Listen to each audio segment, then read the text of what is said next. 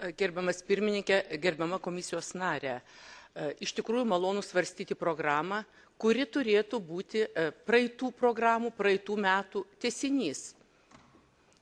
Matome pirmajame ramstyje įvardinta kova su pasaulinė finansų krize. Tai yra gaisrų gesinimas. Krizė ėjo jau metus laiko ir mes jos nepastebėjome, jokių priemonių nesėmėme.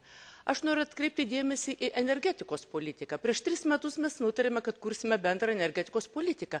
Tai yra ilgas, sudėtingas, darbaimlus procesas ir turėtų būti perimamumas. Šį kartą aš nematau minima jokių veiksmų energetikos srityje, priimti teisės aktai patys savaime energetikos politikos, bendros energetikos politikos nesukuria ir juos neįgyvendina.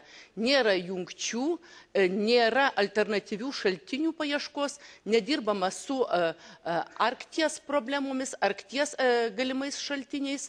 Taigi nėra ilgalaikės bendros energetikos perspektyvos ir mes galime sulaukti tokio pat atveju situacijos kaip su finansų krize.